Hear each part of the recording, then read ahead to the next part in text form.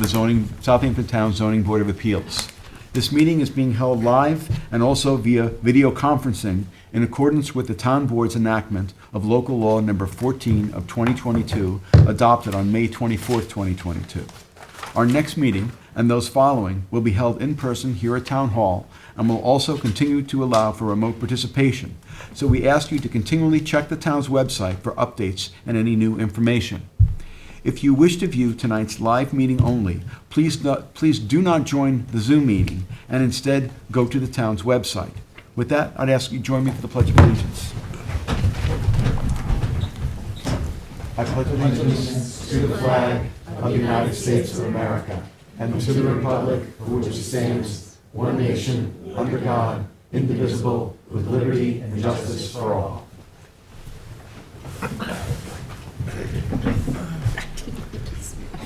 For those of you who are here with us tonight in person, in case of an emergency evacuation, please exit through the rear doors of this room to one of the staircases across the hall and continue downstairs and out through the main entrance. Please do not attempt to use the elevators during an emergency evacuation.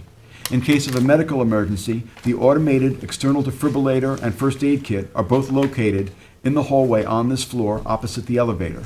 Restrooms are located across the hall. We will be starting this meeting with the public hearings. We have applicants and members of the public here with us live and also standing by via Zoom webinar, which is being moderated by CTV. CTV will mute the speakers on Zoom until it is their time to give testimony before the board. Please be patient. If you find that you are having difficulties accessing the hearings, please visit the town clerk's meeting portal and click on the instructions link. Please silence your cell phones and refrain from speaking to one another in the boardroom as it interferes with our recording equipment. Tonight we have board member Helen Burgess, who will be participating remotely via Zoom. A reminder that applicants, agents, and members of the public speaking, other than attorneys, will be sworn in, will state their address for the record, and will offer their testimony as it relates to the application before the board. Before handing in any submissions to the board tonight, please make sure that the documents identify the ZBA application name and tax map number. The application name should also be written on your certified receipts. Unless otherwise stated at the end of each hearing, all of these applications will remain open for written comments for all purposes until a date to be announced after the hearing.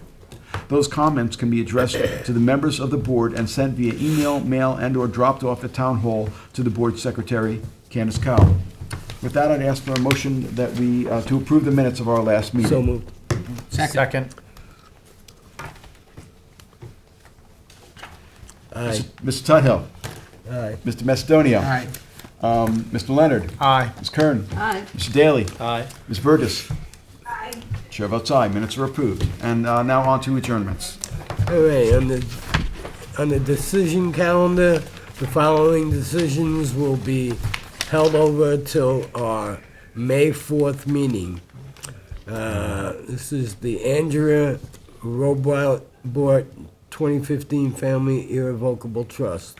Peter Castro and Joanne Damaris, Nicholas Howe and Nicola Welsh, 103 Company LLC, Production Holdings LLC, and Lee Skolnick. Second. All in favor? Aye. Aye. Any opposed? All right, and then Dilla Patel and Dylan will be held over to our July 20th meeting. Second. All in favor? Aye. Any opposed?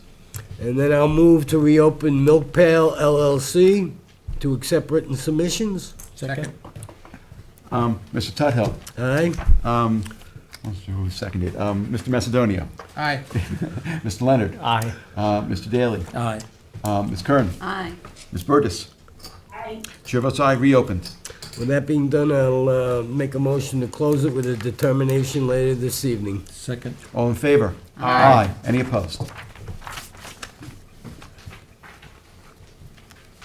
Okay, then we'll go back to the beginning of the agenda. Item 1 on the agenda and the new applications is 1566 Noyak LLC in North Sea Suffolk County Tax Map 900-33-1-10.1. Applicant requests relief from Town Code 330-82, lot width to allow the 4 flagpole driveways of a proposed 4-lot subdivision to each have a width of 12.5 feet respectively, where 20 feet is required and any other relief necessary. Board has jurisdiction. Susan? Good evening. Good evening. I'm Liz Vale with Greenberg Traurig. We're located at 2317 Montauk Highway in Southampton. And I'm here tonight with Joe Hardy of the Rayner Group. I don't know if Joe's not presenting, but you might want to swear him in. No problem. So if you can just raise your right hand if you can, and state your name and address for the record, please. Joe Lombardi, the Rayner Group, and 860 Montauk Highway in Watermill. And do you swear to tell the truth, the whole truth, and nothing but the truth? Okay, thank you. So we're here tonight on behalf of 1566 Noyak LLC. Property is located at 1566 Noyak Road. We're located in the R40 zoning district, and the property is 234,324 square feet, or 5.379 acres, and we're proposing a 4-lot subdivision before the planning board. If you look at Exhibit B, the proposed lots are approximately 59 and 60,000 square foot lots, where 40,000 square feet is required.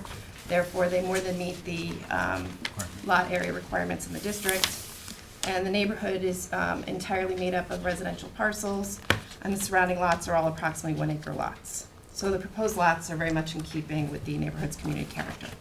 But we're here tonight actually seeking relief for the access, as you stated, from Town Code Section 330-82 to allow 4 flags to be 12.5 feet where 20 feet is required, and to create an 18-foot wide common driveway. The property does have actually a designated 50-foot right-of-way off of Noyak Road, but the planning board prefers the creation of an 18-foot common flag driveway instead of a 24-foot wide road with a cul-de-sac at the end of the road. The planning board noted in its pre-application report that the creation of the road would actually cause the neighboring lots to become corner lots, and they'd have to have 2 front yards, and then they'd create nonconformities on those neighboring lots as a result of creating an actual road. Additionally, Joe pointed out to me tonight that if we created the road with a cul-de-sac, we'd actually have about 50% more paved area than what we're proposing with the 18-foot common driveway. So, if you look at Exhibit C, the aerial of property, you can see that the community character of the area, along with the neighboring lots, are accessed by common driveways next to the property to the east. There's actually 4 properties accessed by a common driveway at 1646, 1650, 1658, and 1638 Noyak Road. And then also immediately next door to the west, there's a property at 1520 Noyak Road, which is accessed by a flag driveway. So I handed in a statement of support that goes through a 5-part test and shows how the benefit to the property owner and applicant far outweighs any detriment to the community. And I also have precedent-setting decisions in there in exhibits, let's see, Exhibit D and Exhibit E. So Exhibit E has 6 prior ZBA decisions which grants similar relief from Town Code Section 330-82 for all flag lots. And then Exhibit D has several decisions where you've actually granted 0 frontage for either landlocked properties or properties with easements. And that's what we have before you this evening. All right, so this application is basically driven by the planning board's wishes in terms of what they want to say. Their preference, correct. Yeah. Yeah. So I think that is significant to me, that they think that this would be a better way for these lots to be configured. Yeah. So the variance relief is related to that. We'll see if there is anybody amongst the people in the vicinity that have concerns about it, but you know, I understand what we're trying to do here. We're trying to make it easier for Right. this development to be completed under the circumstances, and it happens to, as it turns out, require some variance relief. It does allow for more width. What was the width for each side? If we did the road, we would have only allow 14 feet on each side? With the road, there'd be 11 feet on each side, and with the common driveway, there's 16 feet. So that's benefits the neighbors too. Right, Yeah. right, okay. And I can't see how there could be a negative impact of this, but I'll listen to what people have to say. Okay, thank you. What is the nature of the vegetation that's planned? For the buffer area? Yeah. The 20-foot wide buffer for the planning board? Usually it's just a non-fertilization buffer area with a covenant, and it requires natural vegetation, right, Joe? Yeah, quite a Anything in bit. particular at this point? No, I think Okay. that'll be gone over with the planning board as we Right. go through. Part of the property had been previously disturbed for a landscaping business use. This is That an old goes- area. That I goes, see. back to the 70s. Oh, wow. It was Frankenbach. Yeah. I see. But there are some wooded Sure. areas. Do you want to, if you could hand that to Katie, Okay. and she'll Yeah. stamp it and send it over? There are some wooded areas, and those, areas would remain wooded. Can you just explain something to me? So, the frontage is 37.5 feet, so that's like, it goes like this, right? For lot 1, right? Or, Isn't that right, Joe? no, just it's for lot the 1. whole thing. It's, There's actually, the frontage is actually 75 feet. oh, okay. Yeah. It's a 50-foot wide right-of-way, but then there's a radius curve Right, that meets Okay. Noyak Road, and it's only on one side of the property. So that's why it's 75. So, but the width of the actual right-of-way is 50 feet, and each of the 4 lots will have, well, 3 of the 4 lots will have 12.5 feet, and 1 lot will have a little bit more. That's the one that has 37.5, because that's where the radius is. Okay, so, all right, so on the survey that we have, we've got 2 darkened areas that show 12.5, right? And then there's a light one here. See, what I'm getting confused about is, all right, here's 12.5, 12.5, 12.5, and what's this looks like buffer zones. Well, actually, the So in other shaded words, area Yeah, go is the ahead. pavement Okay. for the, So what you're The saying common is, driveway driveway. that's going to be built. And that's Okay, yeah. 18 so what you're feet. saying is 18 that. feet wide. Okay, so what you're saying is that if you add these up, then you do the common area in the middle is 18 feet. Right. And then you've got the buffers. Okay, now I got it now. But is that fourth flag 12.5 feet, or is it something else? It's 12, it's 12 and a half, right? He said it's a little bit more because of the. Well, there's a little jog. yeah. Right, so, Because of yeah, the, it's, So I just want, but I mean, I don't want we don't want the board to grant a road frontage of 12.5 feet Well, if it's no, more it's than much- 12.5. It's, but the actual width of the the flagpole flag is proposed, it's going, we're asking for It's relief. 12 It's gonna be 12 and a half. 12. Oh, got it. See? Yes, Okay. because the flag is supposed to be, got it, flag's supposed to be 20. It's not just road Correct. frontage, it's the flag. Right, Yeah. right. Yeah. So you've got 4 essentially 12.5s. Correct. Exactly. Correct. Yep. Okay. And we need 20 for And each you of them. need 20, and so what we're doing is a common driveway of 18, and you add it all together, okay? Right. And then you've got the buffers, using the two sides as the buffer. Okay. Right. Instead of the roadway, which would be 24 feet requirement with a cul-de-sac. Okay. And this is what planning suggested, obviously, right? Yes, Anthony, this is what wanted to planning ask if you had any preferred. comments on this? No, I mean, this was the planning's wisdom there, my direction. no doubt. I didn't, we just didn't want to create an issue for the adjacent property owners. That's Yeah, yeah. basically Right. it. So, and a full road with a cul-de-sac for 4 lots is excessive. So we'd rather just do a common driveway, and Right. it makes everybody else happy on either side. Agreed. We have to worry about the fire department. Okay. Planning board will do all those referrals when they do the Yeah. subdivision. Any other questions? You guys will take care of the fire department, fire We will rescue? do all the referrals, we'll establish all the buffers, yep. Very good. Okay. All right. Wanted to ask if there's anyone from the public who would like to hear this evening in connection with this application. Was the application of 1566 Noyak LLC for property located at 1566 Noyak Road in North Sea. Is there anyone waiting to be heard on Zoom in connection with this application, which again is for property located at 1566 Noyak Road in North Sea? I see no hands. Okay. If not, Susan, it's yours. We do have to do a secra, we have to do a secra coordination on this. Well, Oh, Anthony? so, it's classified as an unlisted action here. So what I'll recommend, since the planning board already looked at this and gave the directive what to do, I would just recommend doing an uncoordinated review, and I'll have the secret review.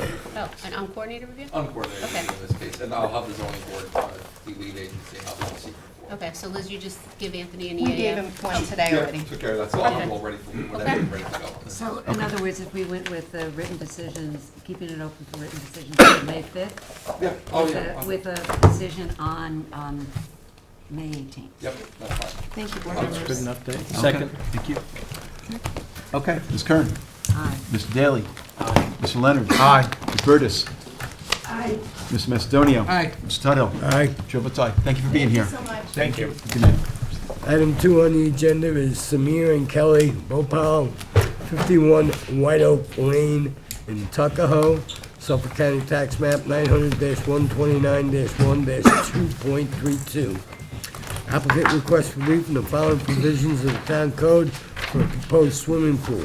330-11, Residence Districts Table of Dimensional Regulations for an accessory distance from side lot line from 30 feet to 20 feet. And 2, 330-76D, placement of accessory building structures and uses in all districts. And 330-83C yards to allow the swimming pool to be located within the required minimum side yard for the principal building on a non-conforming lot and any other relief necessary. Board has jurisdiction, that's for John. Good evening. Good evening, Richard S. Fernan, 320 Hampton Road, Southampton, for the applicant. My client is here. I don't believe he'll need to speak, but if you want to swear him in just in case Sure. you have a question for him, I'll be happy to answer. Why not? If you can just raise your right hand, if you can state your name and address for the record, please. Sure. Samir Bopley, 51 White Oak Lane, Southampton, New York, 11967. And do you swear to tell the truth, whole truth, and nothing but the truth? I do. Okay, thank you. I have one submission to make. Part of our application, I enclosed the Wetlands Conservation Board permit. It was valid at the time I submitted it. It's on its face expired, except we had it extended. Okay. And so I'm going to hand up You can give that to our attorney. the extension showing that it's Yep. valid and in place. Okay.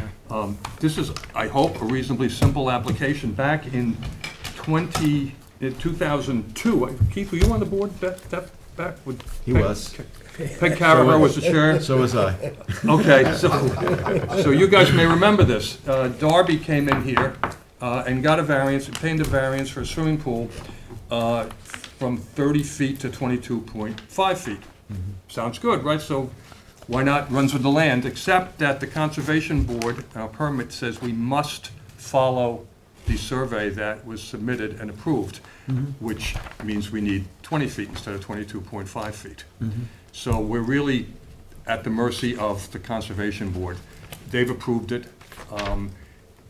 There's no neighbors that are affected by this. In fact, the neighbor next door to Mr. Bhopal, his pool has a pool, and it's even closer to the property line than this would be.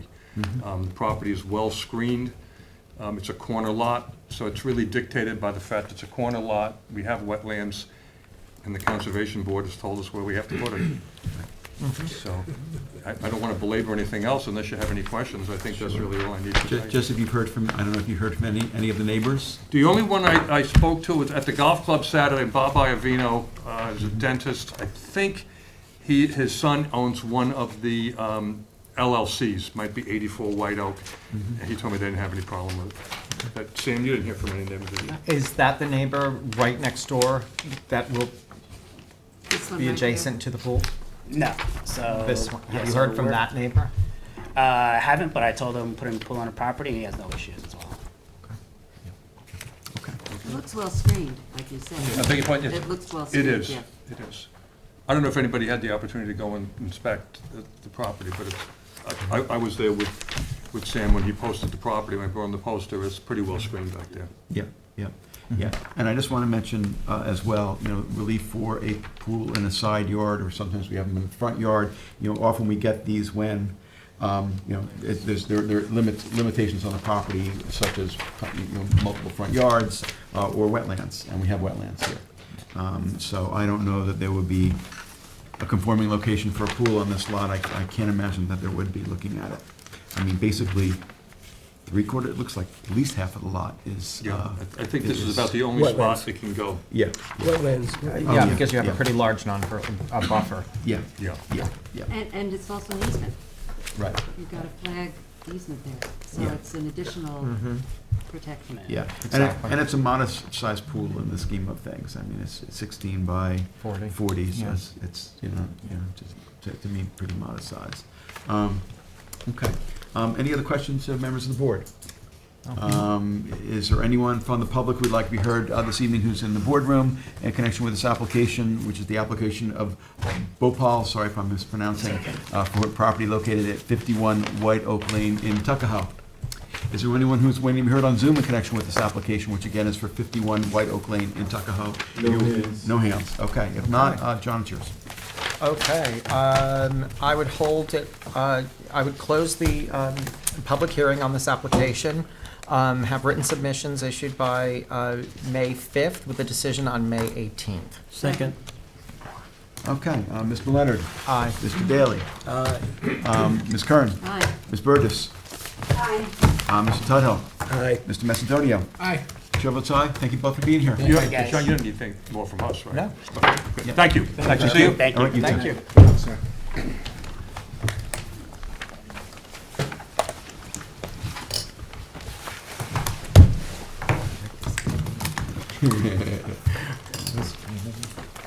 That's okay.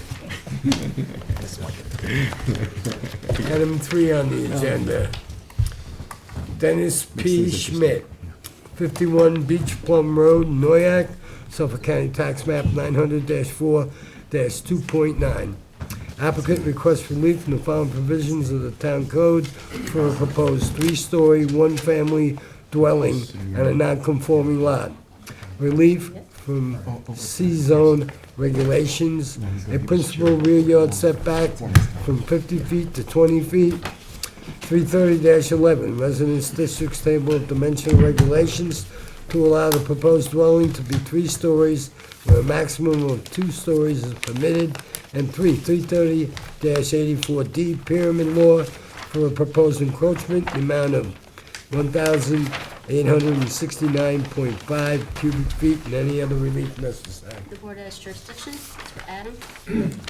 Good evening. How are you? Just want to need to swear you in. If you can just state, I'm going to swear you both at the same time. Just state your names and addresses for the record, please. Susanna Herman, N Consultants, 1319 North Sea Road, Southampton. Okay. That's it. Dennis Schmidt, 524 Millstone Road, Watermill. And do you both swear to tell the truth, the whole truth, and nothing but the truth? I do. Okay. You can tell us about the application. Okay. This property is located at 51 Beach Plum Road. It's undersized in an R40 zoning district at 20,291 square feet. And here's our architect right now. Right on time. I was talking kind of slow. So you need to be sworn in. Yep. Okay. You can state your name and address. Mel Gonzalez, 5 Pheasant Way, Blue Point, New York, 11715. And do you swear to tell the truth, the whole truth, and nothing but the truth? I do. Okay. What's your first name? Pardon? First name. Mel. Emil, okay. Yes, thank you. Okay. Thank you. We're happy to see you. Rushed here. So I was just saying, it's an undersized lot. The square footage is 20,291 in an R40 zoning district.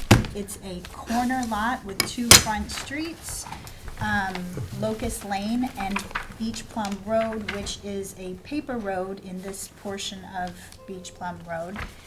And it has wetlands in 2 directions, including a pond to the north of the property, and then a wetland that's more of a swamp without a lot of standing water that's actually on the property itself along the eastern portion of the property. In addition, there's a very shallow depth to groundwater at just over 3 feet depth of ground before you get to groundwater. So we're constrained in every single direction, from size, 2 front yards, 2 wetlands, and we can't go down. So we are requesting 3 forms of zoning relief on this constrained lot. The first is the rear yard setback, which would be to the western property line. We're proposing a 20-foot setback where 30 feet is required. There was a previous zoning approval in 2006 for basically the same project. The footprint is slightly different, the house design is different, but it's the same relief basically that we're requesting. Yeah, including relief for three stories. Correct. So I was a little bit confused about it being, asked, that relief which was previously granted being requested. Is that because it's a slightly different project that you're asking for that relief again? Exactly, we're here again, the house is slightly different footprint. Yeah. But you've approved that We previously. previously approved a three-story dwelling on Right. this, on this You lot. also previously approved the 20-foot setback to the rear property line.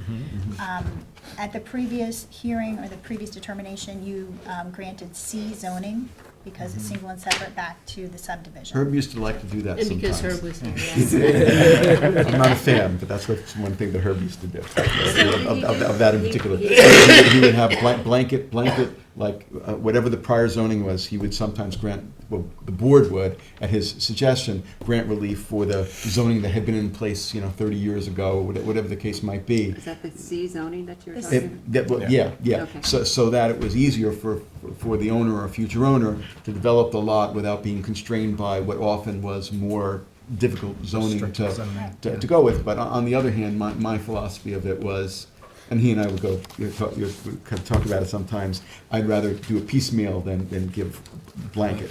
But sometimes it did make sense. If it's single and Sometimes it did. separate, you do have, relief. Well, that's Right, Yeah. and we Yeah, also yeah. have relief from section 33083K because we require a wetland permit. Ah. So Right. C zoning allows 50-foot 50, rear right. yard. Yeah. You divide that in half, Yeah. but not less than 30. So we could do a 30-foot setback, but we're proposing 20, as previously approved by this board in 2006. Right. The third variance is for pyramid. We're asking for slightly more pyramid relief than the previous.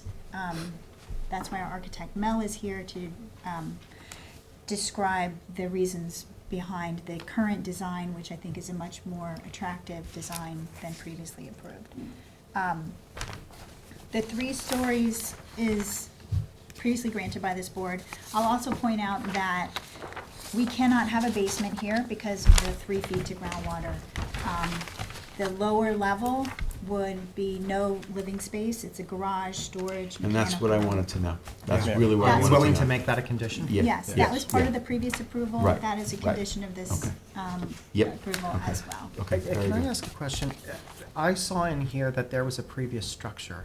Yes, it's Okay. here, it's on the survey. That's been demolished? Not yet, it's still Okay. there. That's If the you- one that I'm seeing in the pictures. Yeah, it's hard to get a good picture Okay. because it's fairly overgrown back there. Yes. But that is a masonry structure. This It- thing here?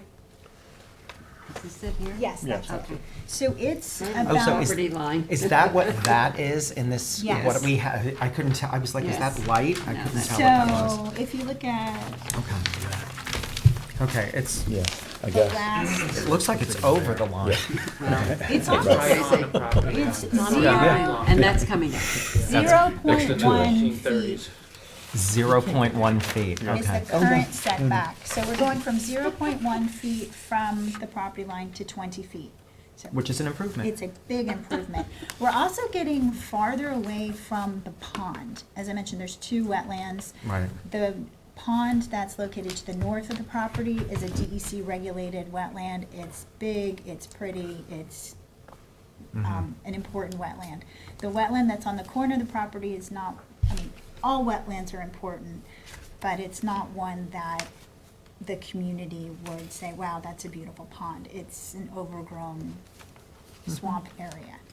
But it has value, and that's why the Conservation Board required that we increase the amount of buffer and also agree to do all revegetation on the property. All landscaping will be native vegetation.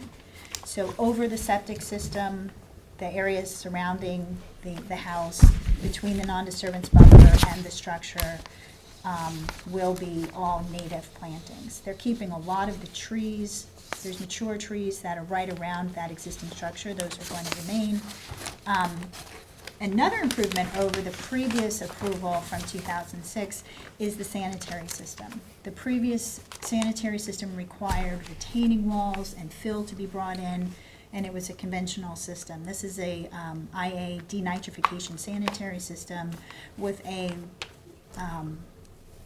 shallow pressurized drain field, which further reduces nitrogen in the effluent, and will also not require fill. So we're not raising up the grade, we're not building big walls right up to the property line. There's also drainage structures as part of this approval as well. So all in all, it's even better environmentally than the previously approved project. It's basically the same. The footprint is only 1,000 square feet. The existing masonry structure is just under 1,000 square feet, 900. It's about the same, 979. Our lot coverage is only 4.9%. 20 is allowable, right? Yeah, where 20 is allowable, Yeah. so. But And- impossible. Yes. Literally impossible. Impossible on this property, and Right. we cannot conform Oh, yeah. to zoning on this property. Yeah. We cannot meet the setbacks, and Right. the Conservation Board would not allow us to go closer to the wetland on the subject property. Yeah. I'd also like to point out that the distance of the proposed structure to the neighboring dwellings is pretty substantial. I did a Google mapping of it, and to the neighbor on the northwest, it's approximately 140 feet, okay? And it's, as you can see from the aerial, it's, naturally screened, so that's the beauty of it. Also, to the southwest, there's 145 feet. And to the immediate south, which is right here, this is 70 feet, approximately 70 feet, but across the property here is densely wooded, all right? And as far as the other structures to the east and to the north you really can't see anything, because that's so wooded. That's the wetlands, and it's completely wooded. That's number 54. Number 52 is up on the east side, and that's a deep driveway, also densely wooded. So there's a lot of natural screening, and in addition to that, I believe the homeowners are going to do some additional screening that was recommended. Who actually owns the piece with the pond on it? And if the town purchased it or? It is Town of Southampton. Yeah, Yeah. it's on the Yeah. survey as an Yeah. open space. Yeah. And that's a nice pond, because, Beach Plum is a paper road, there's a little path that goes up there, and that will not be disturbed. Fishing? Oh, I'm sure they do. I'm sure And no, they do. there's not any pool applications this time? Yeah. Yeah. Yeah. Yeah. No. We're at the same time. Do you need wetlands, Permit? conservation board? Yes. Yeah. Have you applied for it? Yes, and they have granted the permit, they haven't released it yet, they just, Marty Shea approved the revegetation plan last week. So we will be getting that, that was the last thing that they needed, Okay. yeah, that was, an accomplishment. Yeah. My only other question was, between 2006, when we granted the prior variance, and now, was there a particular reason why the applicant didn't build then, but years ago? I wasn't sure what I was going to do with, and what I was gonna do. Okay. I live like a mile and a half from there, and now my Right. house is too big, and I wanna build a smaller house. Okay. No, and you didn't have to, build right away, it runs with the land, the variance, but I just, Well, they said it was only for 3 years. They told me at the time I had 3 years. And, Probably because of the other approval. wetland, yeah, and so, believe me, I thought about it to the last day, but I was like, all right, I was gonna hang on to it either way, and, Yeah. I thought it was a good Usually investment. people want to build bigger houses. I know, Yeah. I'm good.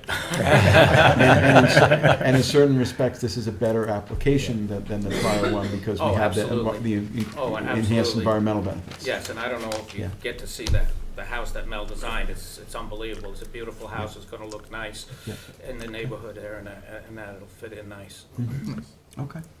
I do think it's within the character of the neighborhood as far as the setback relief. A lot of the homes are 30, 40 feet from the property lines. Yeah. Because they were built according to C zoning where they had lesser setbacks. The pyramid relief is not excessive. It's 1,869.5 cubic feet.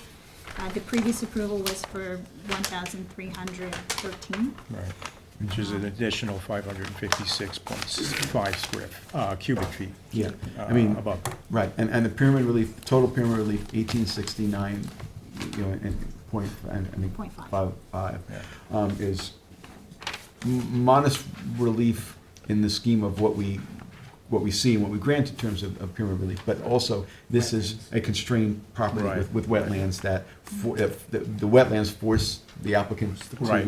put the structure where it's protecting the wetlands as much as possible, which often means that the pyramid relief or other relief is needed in order to serve that purpose, so.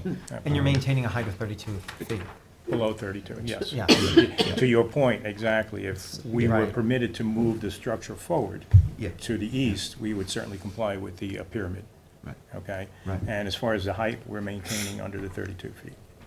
And the ceiling height for the 2 floors is 9 feet. 9 feet on the first And then- floor, And then the lower floor is 7 something. 7.6. Right. Okay. Which is reasonable.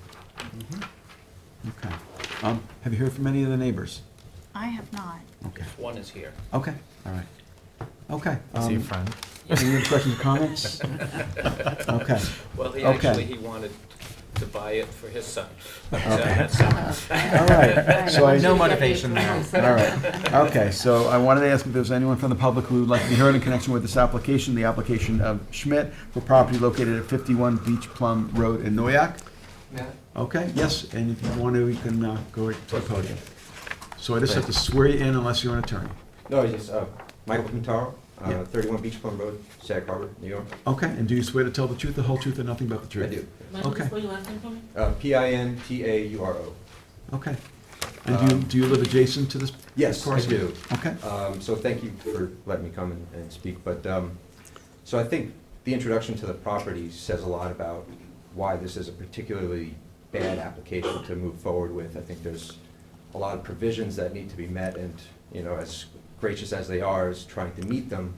I think it sets a bad precedent as far as what we are allowing to be built out here if we proceed with anything like this, because, given the nature of this area, it's, the age of this area, and the fact that so many of these properties were bigger estates that were then subdivided hastily, rather lazily. This is just a 1/16 of an acre that's adjutting a pond in a wetlands. And, there's just some properties that shouldn't be built on. It's as simple as that. They're just not meant for homes. And, that's just the nature of the area sometimes, So you'd like the lot sterilized then? I think, it was up for CPF consideration by Mary Okay. Wilson, Okay. I think 2 years ago. Okay. I think they did make an offer on it, as far as, Mhm. from what I've heard from Douglas Elliman. Mhm. I think that offer was denied. I think this is a critical They sold him property. a different piece. Yeah, I'm not sure which one it They is sold exactly. CPF a different piece. Okay, Yeah. well, Oh, sorry. allow him to Yeah. give his But, comments. but this sits at the headwaters of a vast wetlands ecosystem that abuts a county park, Clam Island County Park. Growing up in that neighborhood, there's all sorts of, eastern tiger salamanders, there's snapping turtles, there's diamondback terrapins, there's species of frogs that live in that pond. Some of these animals are, protected species by the state of New York. And, again, like as gracious as they are about, trying to make this building work, it just doesn't seem rational to move forward with it, I think. But beyond that, this is a neighborhood that, with some old buildings, some old homes, much of it ranch, much of it, in the bungalow style, that still retains its nature. And so I just want to, given some of the backstory of the property, just wanted to come and fill you in a little bit more of some of the information about that property. And I think, its value as open land, as it abuts already open land that is town of Southampton land. I think it has more value to the community and to the greater ecosystem of Noyak. So, Okay, thank you. all right, thank you for your comments. Okay. Looks like there might be somebody else on Zoom. Well, first of all, I want to ask, is there anyone else in the audience who would like to be heard in connection with this application, again, for 51 Beach Plum Road in Noyak? Is there anyone who's waiting to be heard on Zoom in connection with this application? Yes, Paul. Yes. Okay, we can see you. There we go. Sorry, everyone. I had that on mute. Okay, that's all right. And I just have to swear you in unless you're an attorney. I'm not an attorney. Okay, so if you can just state your name and address, please, for the record. Paul Maida, and, well, my home address is 462 West 58th Street, apartment 9F, New York, New York, 80019, but I'm the property owner of 15 Treadwell, directly across. Okay, and do you swear to tell the truth, the whole truth, and nothing but the truth? I do. Okay, thank you. You can, tell us your comments. Yeah, so, I mean, I guess I'm not necessarily opposed to a structure being built. I guess my biggest issue and concern relates to the pyramid zoning, I guess, relief. A three-story building in the neighborhood, I don't know that there are any others, and I do not believe there are any others. When we bought the property back in 2020, at the end of 2020, that area, it had that house that was, sort of decapitated or falling down at this point. And the other side is wetlands that's undisturbed. And, one of the appealing things was that, if a property were to be built in that area, we would not be able to see it because, there are trees and, it's going to be 2 stories because that's what's required. And visually, it wouldn't impact our property at all. So, at the very least, I guess I would say that I have concerns just because, I don't want to see a massive roof sticking out, or, I'm concerned, there could be a widowmaker, at the very top that, they can come out, see on our property. The hot tub is actually going to be located, it looks like 10 feet from the edge of our property. So I guess, yes, I do oppose, a 3-story, building being built there. And I guess I would question, I understand that area is small and the footprint isn't very big where you could actually build a house. But I still don't understand why a 3-story house would be needed. Okay. Do you need a garage, underneath, I guess, Is there, why couldn't it just be a 2-story structure with a separate garage or something like that? Or no garage? But, I do echo the gentleman's comments before, that is a very, beautiful wetland area, and it would be a shame to disturb it. I'm sure there's going to be environmental impacts, along with, just impacts to the neighborhood in general, in the sense that there are no houses that big. There are no 3-story houses in this area. And, a lot of people probably bought in this area with the same sort of understanding of what the zoning rules were, and, thought that, hey, I'm not going to have any massively tall structures built there. So, yeah, I just wanted to give my 2 cents, and that's where we're at. Sure. Sir, which house on Treadwell is yours? It's 15 Treadwell. It's Do you share a lot line? Yeah, I have it here. It's what lot? 18. Okay.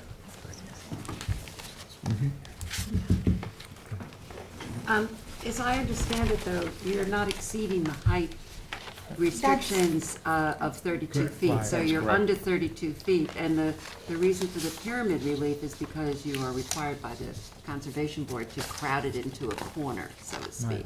That's correct, and if I could just Yep. very quickly. Okay, just want to make sure before you do that. Is there anything else you wanted to add to your comments? No? Okay, very good. I'm good. Okay, thank you for your comments, appreciate it. Okay, just a couple of corrections to the testimony. The previous speaker said that it was a 1/16 of an acre. This is a half-acre parcel, 20,000 plus square feet. The hot tub is not 10 feet from the property line. It's over 20. I think it's about 24 feet from the property line. We cannot have a separate garage because there just isn't space for it. Putting the garage underneath the house is the most efficient use of space on this property that's so constrained. The footprint is only 1,000 square feet, so it's the same, more or less, footprint as the existing structure, just farther from the property line of lot 18. So instead of being 0.1 feet from that property line with a dilapidated structure, it'll be a new structure that'll be 20 feet from the property line. So we're getting farther away and planting that entire area with vegetation. I would also point out that where you're planning to put the hot tub is a significant different distance from the house, or from the homeowner that was just Right. talking. Yeah, And and the- it looks like we're gonna have Significant another speaker, but if you wanna, I was just gonna say that calling this house big is not appropriate, in my opinion. It's a very modest-sized house with a 1,000 square foot footprint. Okay. And 32, less than 32-foot height. okay, I just wanna go to, it looks like another speaker. If you'd like to be heard, just, if you can, I need to swear you in, so if you can just state your name and address for the record, please. We can see you, but we can see you, but we can't hear you. I'm sorry, can you hear me now? I can hear you now. Okay. My name is Lynette Pintara. Okay, and your address? My address is 31 Beach Plum Road. I'm Okay, the homeowner. okay, and do you swear to tell the truth, the whole truth, and nothing but the truth? Yes. Okay. And how do I spell her first name? If you can spell your first name for us, please? It's Lynnette. Okay, her last name is Sarah? Tara. Okay, Thank you. okay, and if you can give us your comments. I lived in this house since 1986. And I have seen the community change and the road, the Treadwell Road go in. And, I've seen the houses change around. For the most part, that piece of land, that structure that's on there now is an old, barn that was used for the community as a place to keep their boats. Okay, it was part of the the community club. And it was just a place to keep their boats. It wasn't anything else. And it was done years and years ago, before I lived here. So there was nothing around that area. Treadwell Lane was all woods. All of that area was woods. From that pond on, it continues on through to the land now that's open to the public, that is Clam Island. It is a very low piece of land, but all they're saying, all the concessions they're trying to make to put a little house on it, just goes to show that the land is really not appropriate for a house. It is a very low-lying piece of land. All the water from Beach Plum runs down into that, because I'm up on a hill a bit, and that goes down low. It floods when there's a heavy rain. If you were to put the house would have to be on pilings, thus the 3 stories. Your garage would flood, most likely, unless you start putting in walls. You're 3 feet from the water table, as you said. That means all kinds of things are running through. My water is well water, okay? It would be connected to that. You're talking about safety of all the houses around the area by putting more structures up. I don't see it as a viable place for a home. That's why you're making so many concessions in order to get a house there. Okay, you're looking for so many variants because it is not really a buildable lot. That's all I have to say. Thank you. Okay, all right, appreciate your comments. Is there anyone else who's waiting to be heard on Zoom in connection with this application? No other hands. No other hands, okay. Susanna? Okay, pilings are not required here. It's not in a flood zone. I'm sure there's runoff that ends up in the wetland on this property, which is why it's protected, and that's where the water would go. Where the house is being constructed is slightly higher than that. And that's why all this native vegetation is being left and additional vegetation is being added. We meet all the separations to any wells that could be nearby. The health department has reviewed that. There are no wells that would be impacted. Also, there is town water available. And our records show that I think everyone in the surrounding this property within 150 feet, which would be the separation distance, is connected to public water. So there would not be any wells impacted by this. Yeah. And if that property is scaled down to higher. what was previously approved, right? What? This is scaled down to what was previously approved? Yes, this is the same footprint, the same size, the It's only very difference. similar, It's, yeah. it's the same location, the only difference is the amount of pyramid that is. Okay. And Right, again, right. we have wetland approval from Yeah, yeah. New York State DEC and from Town of Southampton Conservation Board. Yeah, And it's yeah. an approved subdivision Right. and a buildable, Yeah, single and yeah. Well, separate buildable lot. And I just want to mention for the neighbors who are talking about the lot shouldn't be built upon. Well, the CPF program and preserving the parcel is a voluntary program. It is not something that is forced upon a property owner. A property owner is entitled to request relief from this board. The property owner also could sell the property to the town if there was an agreement on that. But it is voluntary. It is not something that is mandatory.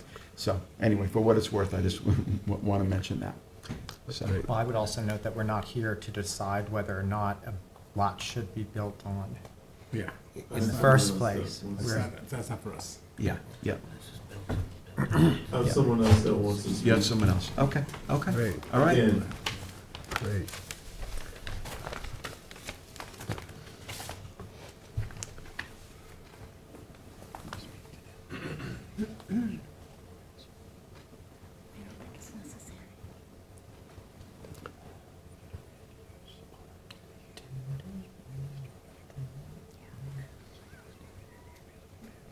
You sure, Charlie? Not here. I can only go as fast as he can. He's up there, yeah. I think, isn't that the same person who spoke already? Yes. Yes, I'm sorry, I want to make just one correction. So we are right next to the 15 Treadwell, and we are on well water. So I just wanted to make that correction. When it was said that the surrounding properties are all on public water, we actually are on well water, Okay. 15 Treadwell. Okay, all right. Okay. Okay, appreciate you letting us know. Thank you. Thank you. Okay. All right, anything else? Okay. Anthony, do you have any comments on this one? Nope, just wanted to make sure that the appropriate agencies, the DEC and the Conservation Board have looked at this. That's it. Right, okay, all right. Okay, so I would move, well, Council, are we waiting on anything in terms of submissions? Just to refer a response. Okay. Okay, very good. All right. All right, so I will move that we close the application of Schmidt this evening, except for written submissions. The deadline for written submissions will be end of business on, I believe the date is May 5th. And our decision, we will have a decision at our May 18th meeting. Second. Okay, Mr. Leonard. Aye. Ms. Kern. Aye. Mr. Daly. Aye. Ms. Burgess. Aye. Mr. Macedonio. Aye. Mr. Tuttle. Aye. Chair votes aye. Thank you all for being here. Have a good rest of your night. Thank you very much. Thank you. Thank you. Okay, item 4 on the agenda. Edwards 4 LLC, 2071 Deerfield Road, Noyak, Suffolk County Tax Map 900-34-1-17. Applicant requests for relief from Town Code 330-82, lot width, to allow a road frontage of 0 feet, where a minimum of 40 feet is required on a non-conforming lot, and any other relief necessary. The board has jurisdiction, can you pass that to Mike?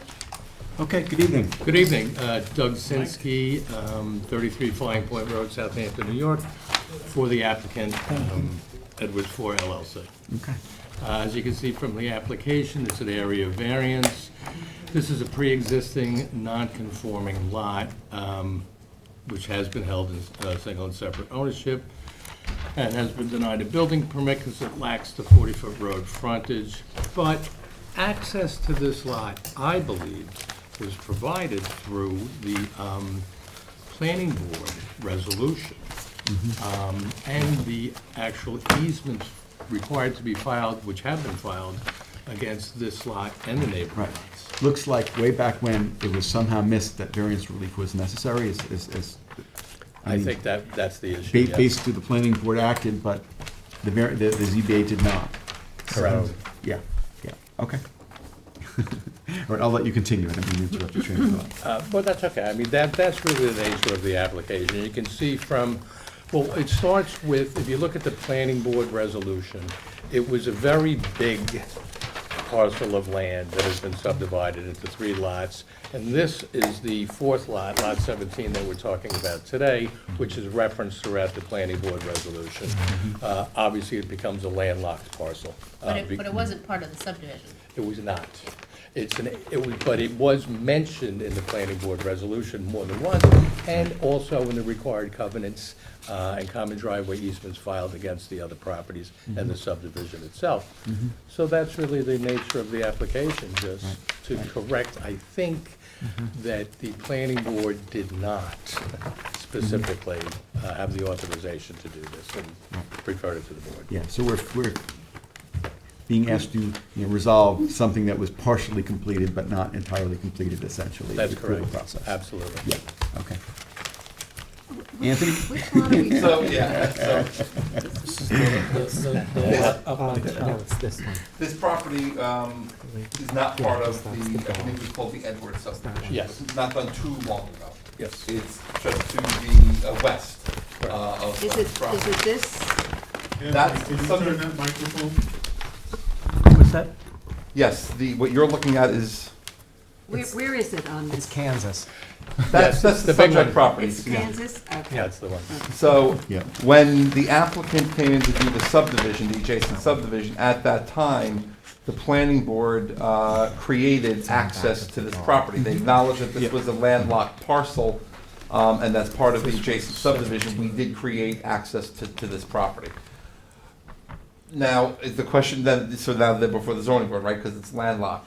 Because this was an out parcel, this was a cluster subdivision, but this property wasn't created as part of this subdivision, so the planning board didn't have the ability to grant any of the necessary relief that we would normally do as part of a cluster subdivision. So it is true, we did half the work. We made sure that we created access that was never created years ago, Right. but we couldn't actually eliminate the need to go to the ZBA. And that's the easement, That's the easement, yeah. 25-foot access. 25-foot access. Although it's a little And bit then it's a confusing. trail. The trail easement at one point, it says. It's vehicular access from the road. The trail easement portion is to allow for pedestrians to go through there for a trail connection. Okay. But it doesn't affect or impact the ability that vehicular access Okay. was created, yep. Yeah. So they go So through this here. is, it's 20 feet at the road, Yeah, correct. and then it widens out to 25. 25 Yes. towards the Yeah, back okay. there.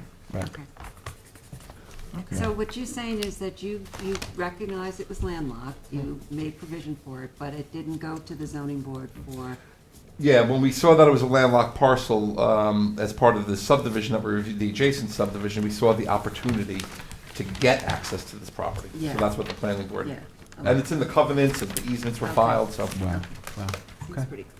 Yeah, yeah. I was so up there That was Jackie today. Fenlon this time and not me, so. Oh, just okay. let you know. There you go. Was it landlocked prior to the subdivision? Correct. Yes. We're fixing that problem. So Michael, you were up there? Well, yes it and doesn't no. need Oh. Oh, wait. And the Correct. reason I say that is Correct. because on the prior filed map, Yeah. it shows it had access from Middle Line Highway because there's a paper road, and I'll show it to you on the survey.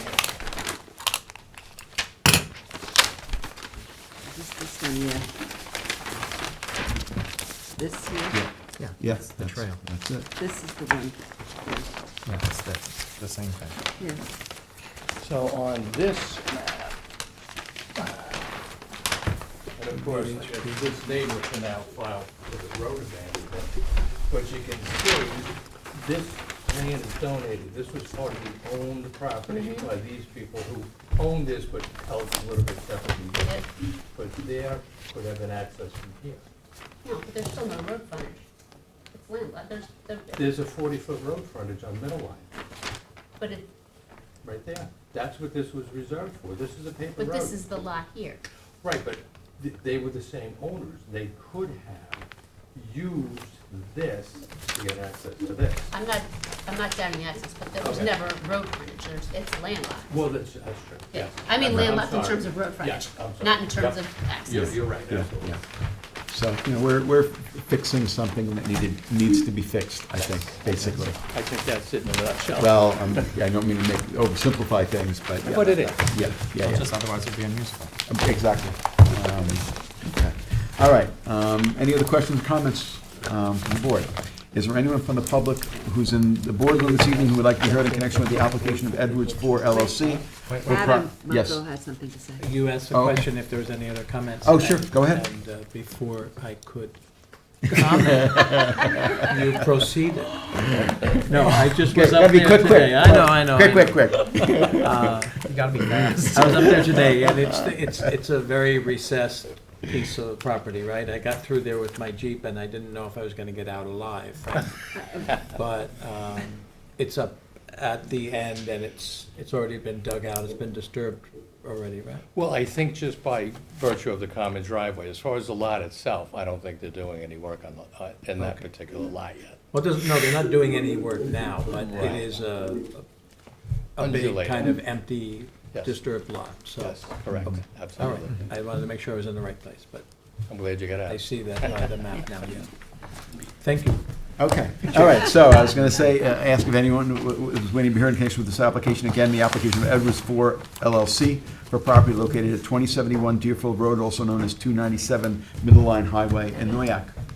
Is there anyone who's waiting to be heard on Zoom in connection with this application? No hands, okay. Excuse me. If not, Mike, it is yours. Sure, okay, we'll close this public hearing. We're not waiting for any other documents, is that right? And we'll keep it open for written submissions through May 5th with a decision on May 18th. And just before we close, I'd just like to say that this board has granted the same or similar relief in the past to Yep. landlocked parcels, Yes, oh yeah, absolutely. just for the record. Okay, all right, thank you. Thank you, gentlemen. Second. Thank you, board. Okay, thank you. Item Great five- evening. All right, that's it. Item 5 on the agenda Oh, is... we got Wait, to do the wait, vote wait. first. Mr. Daly. Aye. Ms. Kern. Aye. Mr. Leonard. Aye. Mr. Tudhill. Aye. Mr. Macedonio. Aye. Ms. Burgess.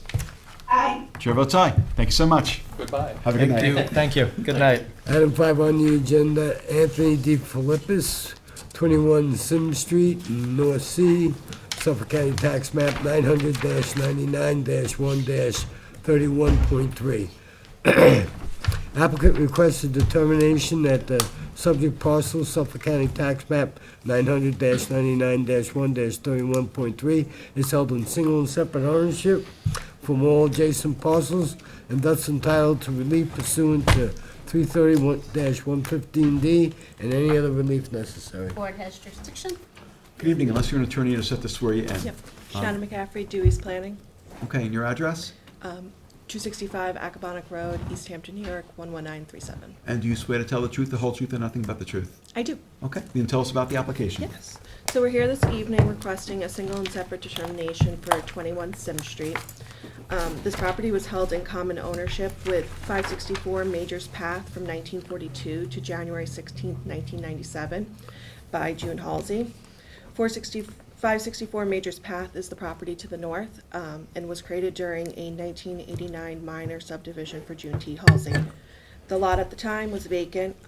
This subdivision included a covenant that restricted further subdivision and no overhead utilities for the property.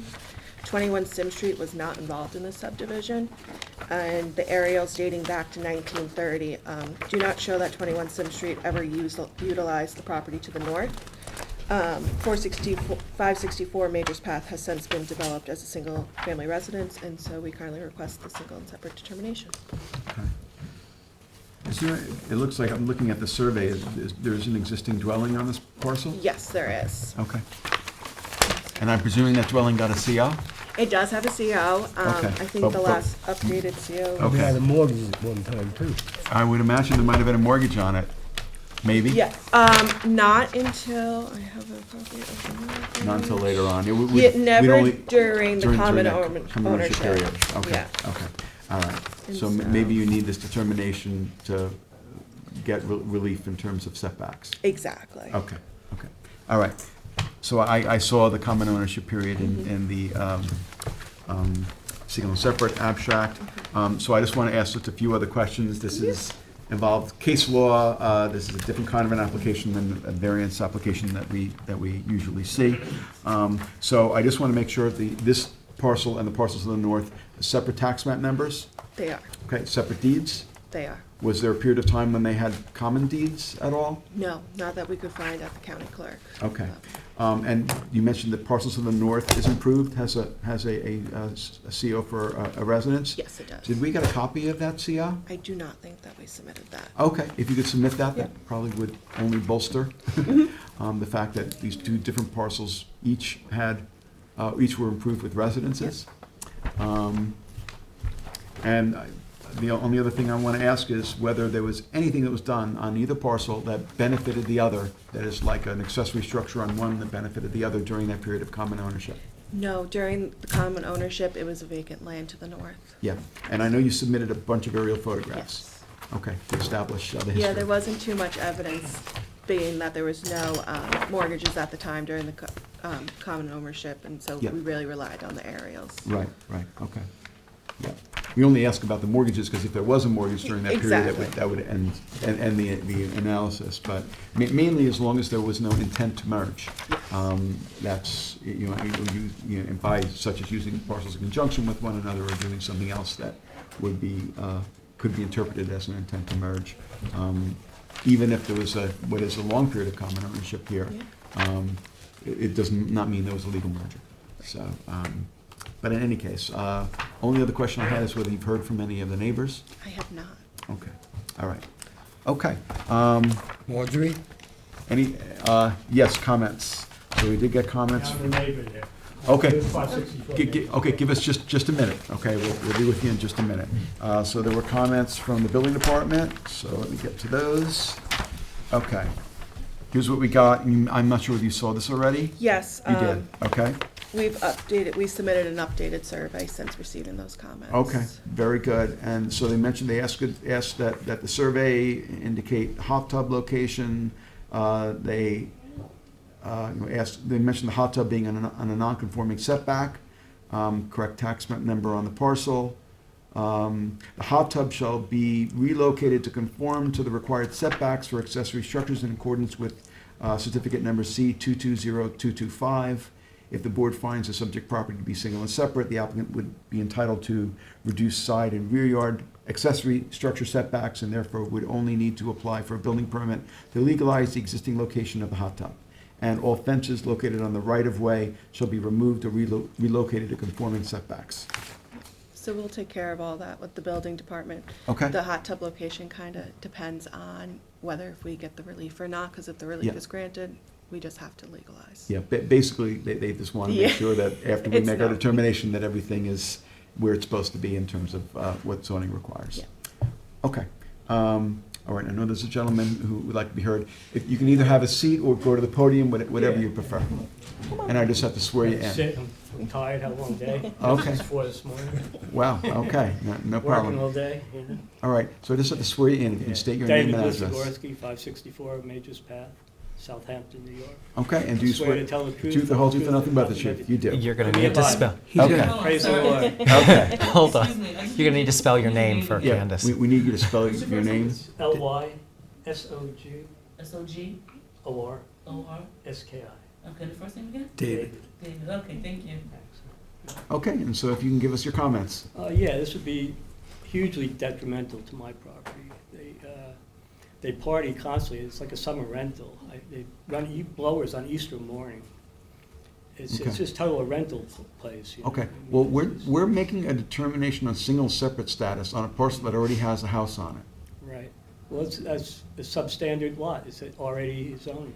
Okay, So they're looking to get this relief solely, I think, related to setbacks for, for structures on the property. Existing, not, Well, it could be existing or. I don't want any houses built, Well, and we have to go through a legal analysis There's as, bear with me here, okay? This is not a variance application like the other ones that you heard tonight, okay? This is different. This is a single and separate determination where we are bound to follow case law. Case law says that unless there was an intent to merge two parcels that had a period of common ownership and that were, at least one of them was undersized, then there is no legal merger of the lots as a matter of law. So if the only thing that would be helpful to us in terms of our determination would be if you had information that there was an intent to merge this lot on the parcel to the north. So a history of the property where there was, I don't know, a swimming pool on one of the properties that benefited an improved property next door, or some other documentation showing that there was an intent of this property owner and the property owner to the north, which for a certain period of time was the same person, to merge them. That's the analysis. how can you merge them if somebody else owns it? If it's owned by another party? What happens is if there is common ownership of two lots. Well, Mrs. Halsey owned it, and she made a covenant, and it's totally disrespectful to break a covenant that somebody like that made. Originated our town. Sir, we have to follow the law, okay? We have to follow the law on this, okay? And the law gives us certain things that we're required to do, okay? And I'm telling you what we would need in order to be able to determine that the lots merged, okay? We would have to have I don't proof. comprehend. It's very You're losing unlikely. me. It's very unlikely. The only time that this board has ever This really is seen the ludicrous. two lots merged is when there was, like Adam's saying, when there was a history when, one had a house and the other one had a pool, and then, like you said, then yeah. two owners would come in and they'd be like, you can't merge these lots, but One would buy the other out or it's something. it's very unlikely. It almost never Well, she happens. established a covenant back in 1989, Yeah, she and did since not you're want- the owner of that lot, honestly, your testimony is like they did not merge. It would be terrible. Even though you don't want it I bought the property, and developed. I keep it because it's a preserve there, a parkland. Yeah. David, what is your address again? 564 Majors Path. Got it. Yeah. So do you own the property to the north? I do. Oh, okay. Yeah. 3 acres, and I built the house Okay. and I keep. So you don't want this property to be merged? Not at all. There you go. Thank you. I saw a prairie dog today for the first Okay. time. Oh. On my back lot. So you're, Turkeys, so you're supportive of the request for a single and separate determination? What is the single and separate determination? That your property is separate from the Yeah, property I at know your issue. structure's built, because there's a pool filter 6 foot off my property. I hear it buzzing. There's lights. But other than that, It's your so property is annoying. distinct from the property to the south, correct? Pardon? Your property is distinct and owned by you, separate from the Absolutely. people who own the property Without to a the doubt. I south, own it correct? free and clear. Okay, Okay. there we go. And Shannon will relay your We're concerns talking- about the property maintenance, Okay. notwithstanding. I will definitely. Yes. All right. Like my So privacy. Okay. Well, I think this actually benefits your lot as much as it benefits the applicant's lot to get this cleared out, actually. Absolutely. It does, because otherwise. What's your proposal? You want to build a house there in the back? Oh, no, On we an just- eighth of an Nothing acre? right now. Come on. There's no proposal as of now, it's just to note that this property was always held in single and separate ownership. Just to define that. Define that, Exactly. and you I'm have the same proposing issue. you should do I'm not anything in- else. I'm not a land But guy. you could have the same issue landscape. with your lot. This issue could come up if you decided to build, I don't know, renovate your property. It could be that the building department downstairs would say, your lot isn't single and separate. But with this, it will be both be resolved. single and This issue will be resolved. So you benefit from this just as much as the applicant does. Yeah, there's no She's not encroachment. here to ask for a variance, like, setbacks I and thought stuff you like they were that. intending to Yeah, put a no. structure up there. There's no It's plan just to a- build it- anything. right. Pool. It's not, No. it's got nothing to do with All that right. right now. If It's that just single happens, and you will be separate. notified. If she Yeah, has, yeah, she'll that's come back. totally Right, outrageous. right. Right, Yeah. right. Yeah, Besides that yeah. lot there. And you would have an opportunity to Be heard again. voice your opinion with regard to any plan that would be proposed in the future. Right. Well, providing there's not gonna be any kind of structure back there, any more pool filters or pools and wild Okay. parties. Nope, it'll have to People in meet the middle of the zoning night code. with lights, strobe lights. It'll have to meet all Yeah. zoning requirements. Correct. Or the applicant, or the Always on We'll be Easter back here. morning. Yeah, we'd have to come back for Always on variance Easter relief morning. about a That's specific horrible. proposal. Yeah. Right, right. No, I will definitely acknowledge, I'll let him know. These people don't even live there. They, I don't know, they rent it for weekends or something. They must. I don't totally Okay. know. And It's you not the guys can issue have a here. conversation with that, Outside. about that outside. But in any case, I want to Anybody ask, else here? is there anyone else from the public who would like to be heard in connection with the application of the Philippus, who's in the audience? Okay, is there anyone, and this is for property located at 21 Sim Street in North Sea. Is there anyone who is waiting to be heard on Zoom in connection with the application of, the same application for 21 Sim Street? No hands. No hands, okay. Seeing and hearing no one, motion to close written submissions by May 5th with a determination on 5/18. Second. Yes, I did. Okay. So you Mr. guys, Miss- just to clarify, yes. you just want me to submit the copy of his CO? Yes, Yes. if you could, that would be Yes, great. I will get that to you guys. Okay, yes. Thank you. Okay, Mr. Daly. Oh, I'm sorry, Mr. Tuttle first. Mr. Daly. People walking around, I'm getting confused. Ms. Kern. Aye. Mr. Leonard. Aye. Ms. Burgess. Aye. Mr. Macedonio. Aye. Chair votes aye. Thank you both for being here. Thank you so Have a much. good rest of your Have a night. great evening. Have a good night. Thank you. Yep. Good night. Okay, on the holdover applications, we have number 6, which is North Phillips Property LLC. Susan Bristow, applicant. 91 North Phillips Avenue, in Spionk, Suffolk County Tax Map 900-330-3-86. Okay, come on up. Whoever would like to go first, which usually is the applicant. Yep. How are you? See you. Good, how are you? Good.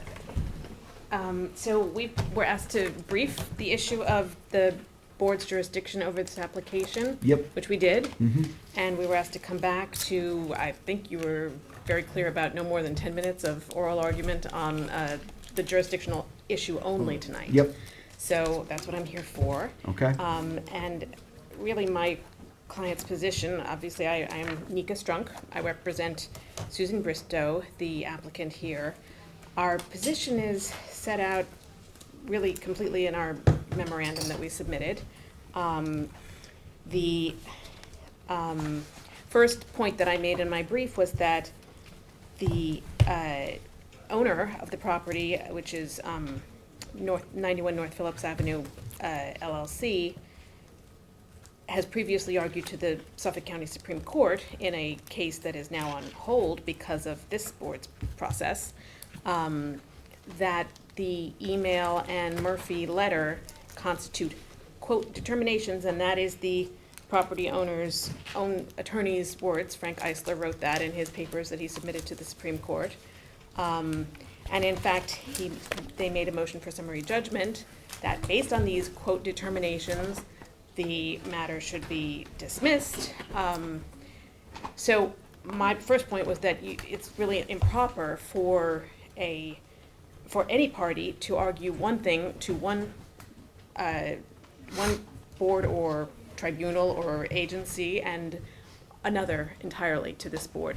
The applicant's or the property owner's attorney, I believe, stated at the last hearing that this was double hearsay, these determinations, but that is not what the property owner said to the Supreme Court. And moreover, there was a decision made by the Supreme Court, Justice Riley, actually on the very afternoon that we submitted our papers, in which the court stated, within 30 days of the issuance of these determinations, the court's words, by the Code Compliance Administrator Murphy, Plaintiff Bristow filed an appeal to the Town of Southampton Zoning Board of Appeals challenging Murphy's determination, quote, the exact determination that is the basis for defendant's pending motion for summary judgment. And on this basis, the court held that it's absolutely appropriate for this board, which has primary jurisdiction over the town code, to decide to hear our appeal from this determination. I think that is absolutely proper, and that's what we're asking the board to do. Well, Yes. I'm going to jump in. What would you Please. say to the fact that judicial estoppel doesn't apply when there hasn't been a final determination on the argument made by the litigant in the previous litigation? Okay, I understand that, and I'm familiar with that. And there's copious case law to that Yes, effect. I understand that. Yeah. I think that you will find, looking at those cases and at the law of judicial estoppel in general, that whether or not the matter has proceeded to a final adjudication, which obviously it has not in the Supreme Court, and I acknowledge that, it is still improper for a litigant to say one thing to a judge and another thing to this board. It's improper. It's wrong. It should not be But countenanced. improper and barring are two very different Okay, things. well, I agree with that. Correct. I agree with Right. that. And this board could determine that it's not barred, but still, the justification behind the law of judicial estoppel is that it's a matter of respect for this board and for the Supreme Court. A litigant should not be allowed to play fast and loose with the facts, which is what this litigant has done here. And they're really stringing this board along by saying to the court one thing and to this board another. So, whatever suits them at whatever time is basically what we're dealing with here. Now, if you don't want to make a determination that this is technical judicial estoppel, I understand. It's still wrong. And it should, I'm saying that you should take that very seriously. We have sworn affirmations by the Property Owners Council that say exactly the opposite of what Mr. Gilmartin said at the last hearing. So moving on, Town Law 267A sub 4 is very clear. The language is not obscure. It says, hearing appeals, unless otherwise provided by local law or ordinance, the jurisdiction of the Board of Appeals shall be appellate only and shall be limited to hearing and deciding appeals from and reviewing any order, requirement, decision, interpretation, or determination made by the administrative official charged with the enforcement of any ordinance or local law adopted pursuant to this article. Brian Murphy is the administrative official charged with enforcement of the town zoning code. Now,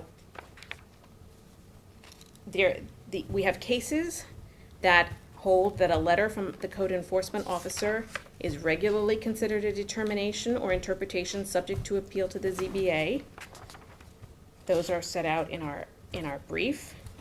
The cases cited by the property owner are really a totally different type of case. They're dealing with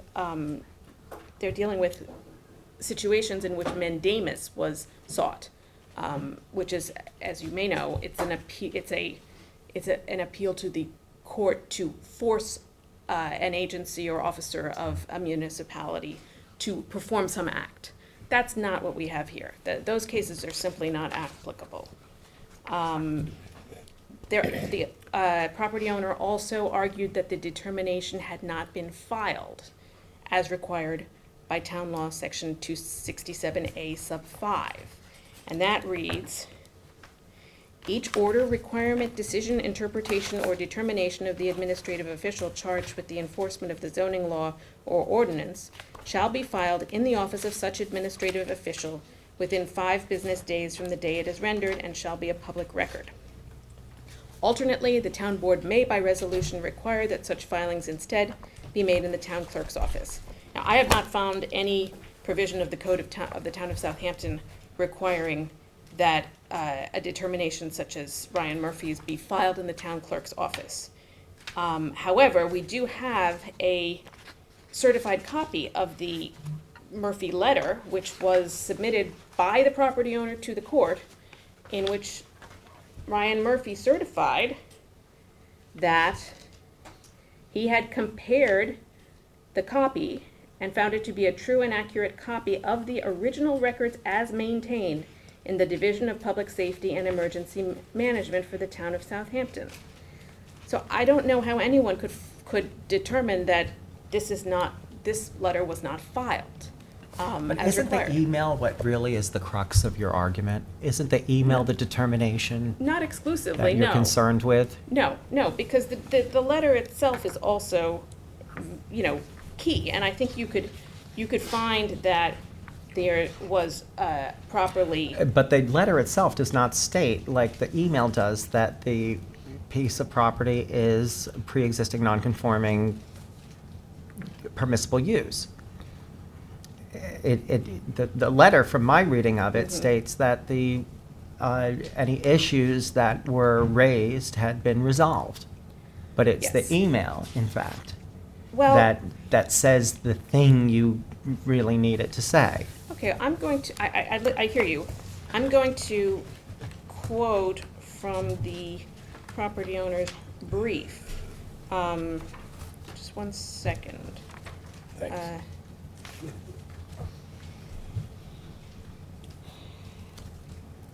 The property owner's brief says, "The use of auto repair was approved by the town in 1965, and Murphy simply reiterates what was already approved by the town." I don't think that there can be any dispute that the underlying, that the fact that underlies Ryan Murphy's letter is that the property does have a certificate of occupancy for an auto repair shop. So for that reason, that is the basis for his determination that the property was in compliance with zoning. And, I don't think you need the email to be able to understand the letter and the fact that it was not properly issued and it is incorrect. But to get back to the jurisdictional argument, I mean, one thing that stuck out to me would be the interplay between, which I think is an issue that the respondents' briefing brought up, which was the interplay between Town Law 267A4, which seems to be a sweeping grant of jurisdiction under New York state law, in comparison to the Town of Southampton zoning code 330-165, which appears to limit those appellate powers. And I'm just wondering what your response to that argumentation would be, that the board is limited in the three ways identified in 330-165. Where is 331, is that section of the town code cited in the brief? Yes, it's page 2. Page 2. Town law trumps anything in the town code that's inconsistent. Town law does. New York State town law. Okay. But, I'm sorry, Katie, to clarify that for me, because it says state town law Correct. is primary. Yes, correct? Okay. yes. But it does say unless otherwise provided by town law, Town law. local town law. Unless otherwise provided by local law or ordinance. In the state, if you look at page 5, when it refers to 227A, there is a, Yeah, the town code cannot take away the ZBA's appellate jurisdiction. I mean, I don't. Under the state No. okay. legislative scheme. Yeah, even, Okay. just to go off for a second, like, even our town code hasn't necessarily been updated. I think it still has language in it about like hardships and things like that. Like, New York State town law tells the ZBA what the standards are, what their jurisdiction is. And I think the otherwise provided by law might be, if the town code gives the ZBA special authority to issue like special exception standards. The section of the town code that allows the ZBA to repurpose landmark structures and add uses, Right. like I think that's Or supplemental. coastal erosion. Oh, okay. We have a Supplemental. different Thank test you for for that that. clarification. Yeah. Thank you. I'm not sure I have the same document that you're looking at, because I don't see a citation to that. I mean, I just want to make sure, I think we've moved on from the point, but I don't see I don't have a bound copy. It's the initial memorandum. All right, I'll have to check later.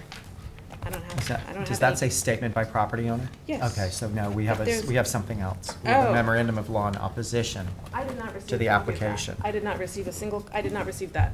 I did not receive that. I emailed my brief to Mr. Gilmartin. I did not receive a brief from him. We filed it, we filed it. Okay, we can't get you on tape if you want to go up to a microphone. Okay, but I heard you. Okay, so, I think I should have received a copy of that. okay, all right. Okay. Let's make a note of what your answer's gonna be to that when you get up there. Yeah. I mean, I don't think it's fair that Mr. Gilmartin should have had 2 weeks to prepare a response to my brief, and I haven't been even seen his That's brief. simply not what happened. This board set a date for us to put a memorandum in, and we put our memorandum in on that date. It's been available all week, or the 2 weeks since we submitted it. It was foilable. So you didn't send a copy to, What is your name, ma'am? Nika Strunk. I assume Ms. Strunk is being honest. I didn't send it out. It was my office that did it. I didn't even send it out in Florida at the time. But Okay. I emailed, of course, Mr. Gilmartin simultaneously with my filing. Okay, all right. Okay. Okay. Mr. Gilmartin? At this point, yeah. Do you have anything else? No, I mean, I think I should have an opportunity to respond. Okay, okay. Thank you. If the. It was both to submit briefs, not to replies to briefs. No, I understand that, but it's really unfair. That's all I'm saying. Okay. Thank you. Okay. Thank you.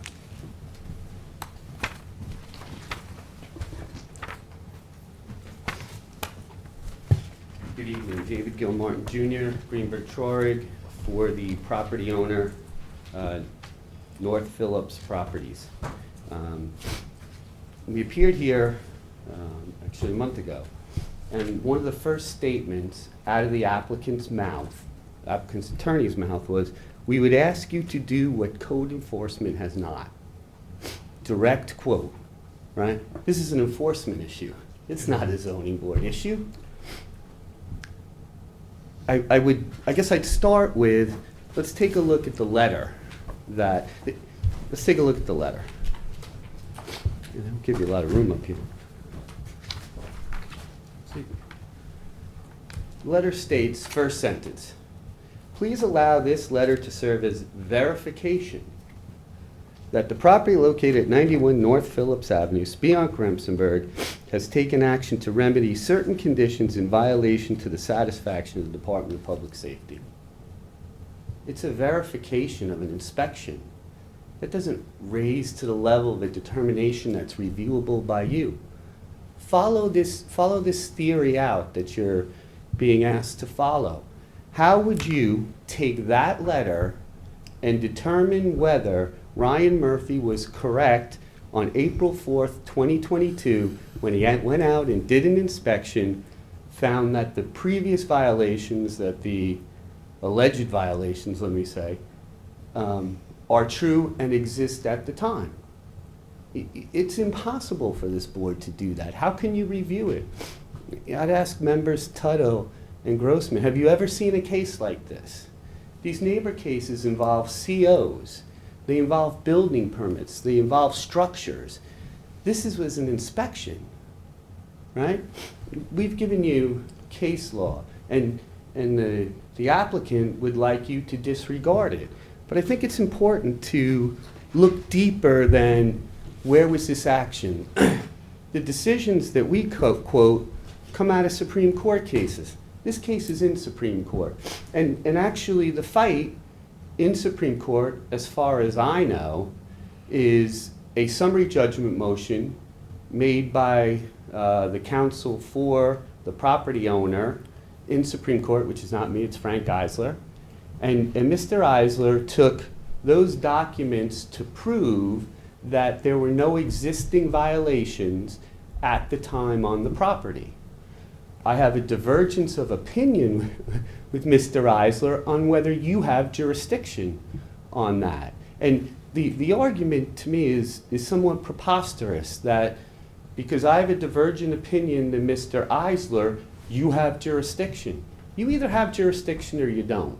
Whatever happens in Supreme Court in that argument really has no bearing on this board. You can't take jurisdiction because Mr. Eisler said so in his papers in Supreme Court. But what would have happened if the motion for summary judgment was decided in your client's favor on the grounds that there was a determination made in the by the building department? And that would have left the petitioner here high and dry. No, they could appeal. They could appeal that to the appellate division. They still have Absolutely. a remedy. What happens to judicial economy? What happens to a waste of resources? That all goes out the window. Well, the waste of resources is the application. I really don't here. think we can play so fast and loose. I have to say that I don't find the argument, because you've heard what I think of judicial estoppel, I don't really find the argument determinative here with regard to different ways of arguing the same thing in two different ways, but I do find it somewhat disconcerting. Well, I would say be concerted, but your job here is determine whether you have jurisdiction or not the divergence of opinion between me and Mr. Right, but Eisler. you're downplaying it in your argument. So maybe we should move on. How am I downplaying? I would move on, I think. All right, so getting back to where I was, when we look at the case law, on the point of whether code enforcement has the ability to enforce the code and not this board. The court says in Church of the Chosen against the city of Elmira, with respect to the alleged code violations by petitioner's neighbor, the decision to enforce a municipal code rests in the discretion of public officials charged with its enforcement, and relief in the nature of mandamus is simply unavailable. So they didn't get what they wanted at the city of Elmira level, so then they went to the court. And the court didn't say, you didn't exhaust your administrative remedies. They said it's not available. Right? They didn't tell them to go to the zoning board. That wasn't the outcome. And it's the same language in Dino versus Village of Johnson City. And so far as the amended petition seeks to have the village enforce its local laws and zoning ordinance, it is in essence a request for relief in the nature of mandamus, which does not lie to compel the performance of such discretionary functions, right? So code enforcement makes these decisions, not this board.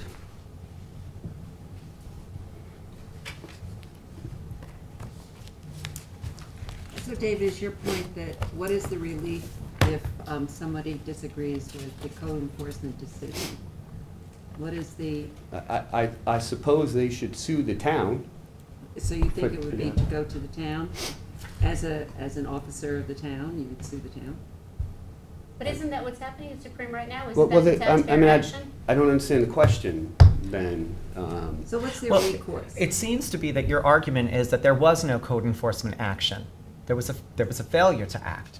That's the No. that's the neighbors. That's the neighbors, not. His is that No, they but- acted and they've recognized that the violations have been clarified. Clear. Well, that those violations have been clarified, but with regard to whether or not this is, a pre-existing non-conforming use, that your argument is no determination has been made. And no determination is necessary. There's an existing 1965 CO Right. that is well past the time that you could appeal that. And by the way, the town, and I'll show you in a minute with the code enforcement, but the town building department has issued, say, 4 or 5 COs since 2014 on the property, which confirms that there was no illegal uses on the property at the time that they were issued. But so getting back to my point, what is the recourse for somebody who disagrees with the code enforcement decision that the violations have been taken care of? Well, in a broader sense, as Katie started to mention, this is called a Town Law 268 action, where the applicant went to the town board and said, we want you to bring an action against the property owner to enforce the code. The town board declined to do that.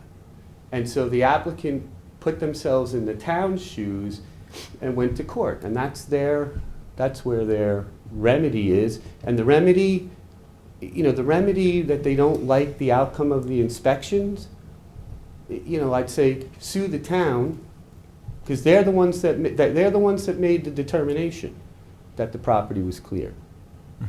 And lest you think that the first statement that was raised by the applicant and the first thing that they're here to do, what code enforcement hasn't done,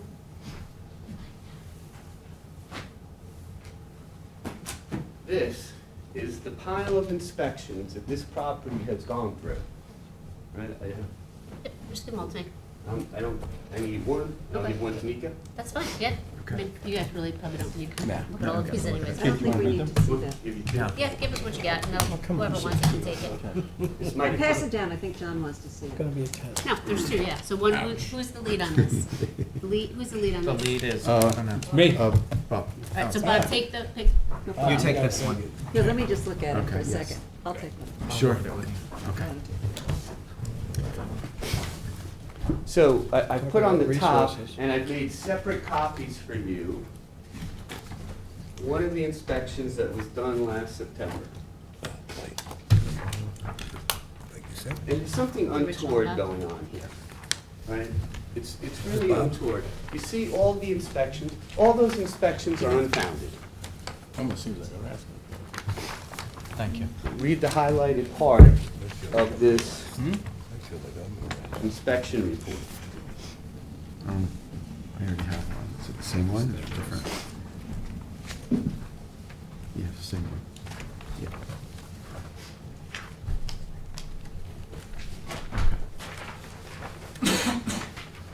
So this, if you read the report, is from code enforcement, and code enforcement apparently received a tape from the applicant stating that there was mulching going on the property.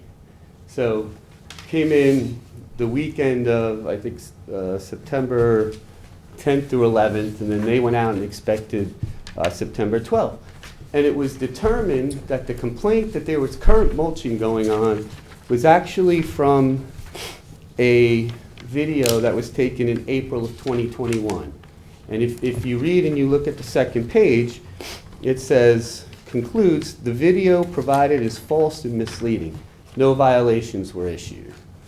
And so, at some point this has to stop, right? Where we put our foot down, there's a summary judgment motion in Supreme Court, so we come running to this board.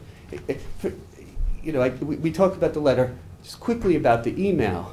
That can't be filed, right? That wasn't filed. Our argument about it being filed was with the email, not the letter. We didn't take exception on the letter, it was the email, which isn't filed. There's no evidence this was filed, and it wouldn't be, right? And it's double hearsay when somebody else says what somebody else said. So we have Mr. Murphy saying what Janice Scherer said, right? And then we have the applicant saying what Mr. Murphy said, Mr. Scherer. That's double hearsay, and that's the part of the argument that we were saying was double hearsay. It's at least hearsay, right? So, there's something, Well, not necessarily. It's after speaking to Janice Scherer, I am able to confirm. So that's not really double hearsay. That's Mr. Murphy saying that. We'll differ on that, right? But There's no differing on that. Well, It's not double hearsay. in any event, So we have how far back does the history of these unfounded complaints go? 2014 is the earliest Right. yes. So 2014, they started. Right. I'm sorry, but this is, I don't believe this is Yeah, part of the jurisdiction. Nika, we're not getting you on tape. I'm just saying for the record, I don't believe that the This is evidence getting, of this yeah, is this is getting within beyond the scope. argument of jurisdiction. Yeah. Yeah. I mean, Yeah. the argument about jurisdiction is they're saying that code enforcement didn't do what they're supposed to do. That's proof that they did. Okay. Right? I mean, that's jurisdictional to me. What, So in my view, we were originally planning on giving each side 10 minutes. I think we've had a little bit longer than that. The only question I have in my mind is whether we want to give a very short period of time for a written submission, particularly because Nika didn't see the submission. And that would be for both sides, to submit something, as a follow-up to what we've heard tonight. And I would suggest we have a short time period on that, but that be done. Is 5-5 enough to both submit? yeah. I'm not sure there's I think much so. left to say. Okay. Yeah, Well, okay. I think it's more giving an opportunity for her to It's, review your. it's an expansion on the original memo we made. But even if that It's hadn't fine. happened, I would want you both, if you wanted to, submit It's fine, something it's as a fine. follow-up. I want to make 5-5 sure that written whatever submission. decision you make is jurisdictionally friendly. Okay. 5-5 for written submissions. Yes. She writes as Well, well. both sides are going to be able to submit at the same time. Only on the jurisdictional, Only on the jurisdictional issue. not code enforcement, not any of the other stuff. On the jurisdictional issue alone. Okay, 5-5 and the business. And if you can do us a favor and give each other copies. Okay. Okay, we may I'm not have sorry made for that that clear last oversight. time, that's Again, all I was right. away. Have each other's email? Yeah. Yeah, oh yeah. 5-5. This isn't our first 5-5. case. And then- 5-18 for decision, Katie? I'm sorry, what? 5-5 and 5-18 for decision? Or is that too short of a Too time short? period? Do you need- That can try 518. Okay, we'll put Not it, done, I'll we'll just put it put for it on for the 518. next meeting. When will the Well, decision wait. actually be made? 'Cause this has been going on for 518. We're scheduling it for 518. So the decision will be made on 5/18? That's Yes. what our goal is, unless we need additional time to complete the decision. On the jurisdiction. On the jurisdictional issue alone. Seconding my second. Okay, all right. And you made the motion? I made the motion. Okay, all right, Mr. Macedonio. Aye. All right, Mr. Daly. Aye. Ms. Kern. Aye. Ms. Burgess. And Mr. Leonard. Aye. Mr. Tudhill. Aye. Chair votes aye. Thank you all for your comments this evening. Greatly appreciate it, and your submissions.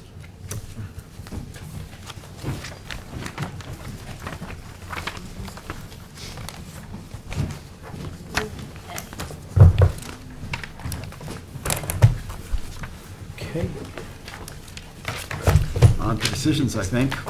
I believe so. Okay, I have some decisions. All right. Good night, Anthony, thank you. Good evening. Take care, Anthony. All right, I have a decision on the matter of the application of Robert Scheinman for property located Suffolk County Tax Map Number 979-243. This application is for property located at 470 Edge of Woods, must be Edge of Woods Road, Watermill. Applicant requests relief for the placement of a proposed pickleball court within the minimum required side yard for the principal building on a lot that was developed prior to the approval of a cluster subdivision. Because the court is proposed to be located next to an existing tennis court on the adjacent property with a similar setback, and due to the configuration of the lot and the existing improvements on the lot, this board finds that the application passes the standards set forth in New York State Town Law and the Town Code. I'm going to read the rest of this, but I know we'll have a brief discussion before we vote. Therefore, this board grants relief from the following provisions of the Town Code for a proposed pickleboard court.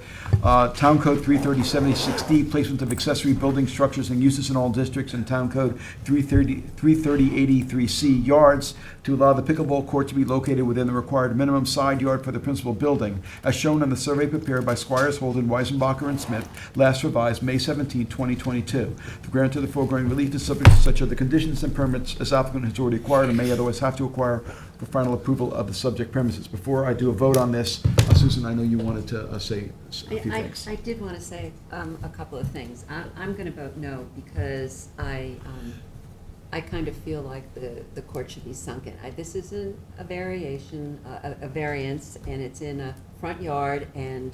To the side yard. A side yard. And, they raised the issue of the cost being $60,000 or whatever it is. I mean, this is part of their doing business. I don't know. So I'm going to vote no on that. But there's another reason that I wanted to talk about, and that is that, I think Michael or somebody raised at the last meeting that we need to have like a parameter, like we do with tennis courts, 55, 110. I think we're going to see more and more of these applications for pickleball courts. They're going to be in the front and the side and whatever yards. And I think we need to have a standard that we go by so that we can communicate that to the public and that we live by it. And I would say, maybe we need some opinions from outside people to tell us what that should be. But I think for the future, we really need to come up with some kind of a standard. No, I agree with that, but is there a standard size like tennis courts? No. Well, we need to find out. Well, we've heard lots of stuff about tennis courts. We had all kinds of information that Yeah. regulation size tennis 55, court. 110. Yeah, well, no, 60 by 120 is what, and we'd say, fine, you're not getting regulation size. Yeah. So I don't know if pickleball courts, Professional, one could do a Google search as to what the But I typical think we size. need to do Yeah. some homework on it, is Yeah. what I'm saying. Yeah. You know, rather than just each time they come up, it's gonna be a different size, you know, so. Yeah. Particularly when we're asked to put them in a yard that they're not supposed to be in. Yeah, yeah. So that's my point. Understood. And for us to have consistency as a board Right. overall, and how many pickleball court applications have we had? I don't know. They're gonna start coming. But they're coming gonna more. come. Oh, yeah. But- Big time. Yeah. And just so the board knows, this was initially, it's dropped in a footnote in the real decision, but this was advertised for a 10-foot setback where 20 is required, but it's actually 10 is conforming. So that relief is eliminated. This is just for the placement and the required minimum side. Yeah. Right. Right. So, yeah, so they're conforming the setbacks on this Yeah. one. Oh, all right, okay. Okay, okay, all right. Let's do the decision. Okay, all right, so, okay, second, okay. Mr. Leonard, Aye. Ms. Kern, No. Mr. Daly, Aye. Mr. Tuthill, Aye. Ms. Burgess, Aye. Mr. Macedonio. Aye. Chair votes aye. Next, I have a decision in the matter of the application of James Point well S. taken. Normal Revocable Trust and Dorita H. Normal Revocable Trust. This is for property located at Suffolk County Tax Map Number 900-358-234. This application is for property located at 112 South Road, West Hampton. Applicants seek variances to construct a second-story addition to an existing detached garage and to legalize an outdoor barbecue and second-story deck built without the benefit of a building permit. While this board does not condone construction done without a permit, it does find that this application passes the standards set forth in New York State Town Law and the Town Code. Therefore, this board grants relief from the following provisions of the Town Code. 1, for a proposed second-story addition to an existing detached garage. Town Code 330-84D, pyramid height, for a pyramid encroachment in the amount of 209 cubic feet. 2, to legalize the existing outdoor barbecue located within the minimum required side yard setback. Town Code 33011, Residence Districts Table of Dimensional Regulations, Town Code 33083C, Yards, and Town Code 33076D, Placement of Accessory Building Structures and Uses in All Districts, for a side yard setback of 4.8 feet where 20 feet is required.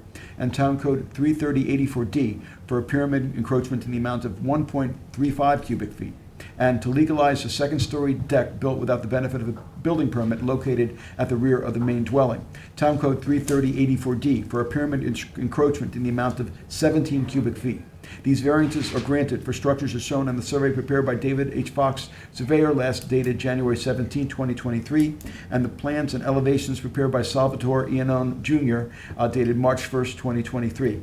The grant of the foregoing relief is conditioned upon such other conditions and permits as applicant has already acquired or may otherwise have to acquire for final approval of the subject premises, including the removal or legalization of the existing outdoor shower and covered patio that do not require variances but were built without a building permit, as well as the 6-foot fence and entry gates, all prior to the issuance of any certificates for the proposed garage.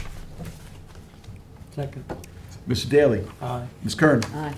Ms. Burgess. Aye. Mr. Leonard. Abstain. Mr. Tudhill. Mr. Macedonio. Aye. Chair votes aye. Next, I have a determination in the matter of the application of Milk Pail LLC. This is for property located at Suffolk County Tax Map Number 982-226.1. This is an amended decision.